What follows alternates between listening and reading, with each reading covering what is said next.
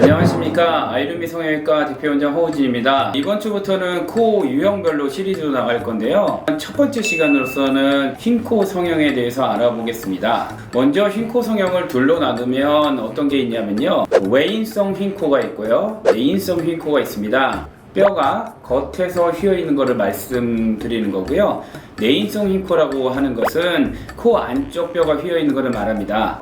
첫 번째, 매부리가 한쪽만 높은 경우는 이쪽을 이렇게 깎아주면 되죠. 이렇게 깎아줘서 죄송합니다, 이거 처음 하는 거라. 이쪽을 깎아줘서 이렇게 양쪽을 모양을 높이를 비슷하게 맞춰주면 됩니다. 그러면 여기를 눌러주거나 갈게 되면 양쪽 이 높이가 다 같아지게 돼서 빛을 비추게 되면 결국 하이라이트는 이 중앙에 있게 됩니다. 그러면서 간단히 해결이 되고, 만약에 반대쪽이 이렇게 높은 경우는 있잖아요. 그런 경우는 이쪽을 조금 많이 깎아주시면 됩니다. 이런 경우는 어렵지 않게 흔히 말하는 매부리 갈기나 매부리 절골을 통해서 해결할 수 있습니다. 이 뼈 양쪽 넓이가 다른 경우가 있습니다. 예를 들면 이쪽이 이렇게 넓은 경우, 간단한 경우는 이쪽 뼈를 이렇게 갈아줘서 양쪽을 비슷하게 만들어주면 되고요. 이게 너무 이렇게 크게 이 뼈가 이렇게 많이 나와 있는 경우는 어떻게 하냐, 가는 거 가지고는 잘 안 돼요.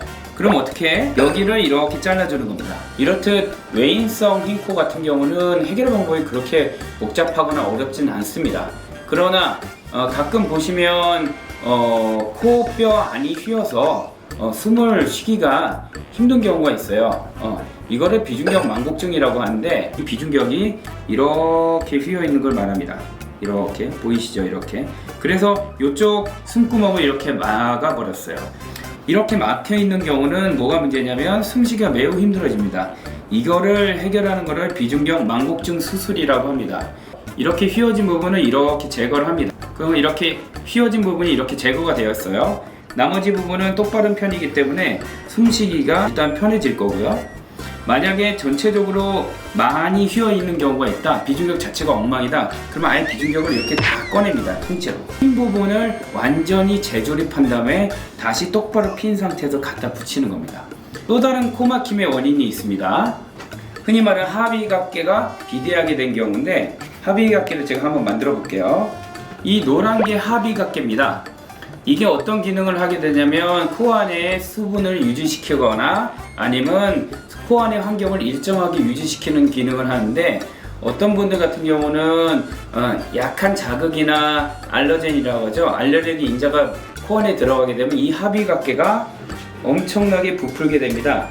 그래서 이거를 치료하는 거를 두 번째, 이 하비각계가 커지는 거는 두 가지 일단 치료가 있습니다. 첫 번째 약물 치료를 하는 방법이 있고요, 두 번째 수술적 치료를 하는 방법이 있습니다.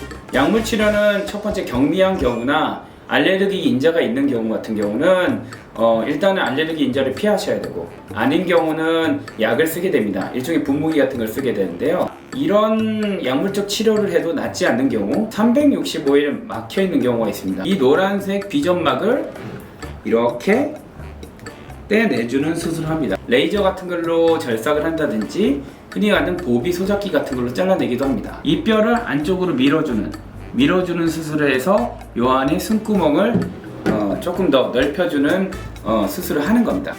지금까지 설명드린 거는 두개골과 이 찰흙을 이용해서 여러분들이 좀 이해하기 쉽게 흰코 수술에 대한 설명을 해보았습니다. 이상입니다.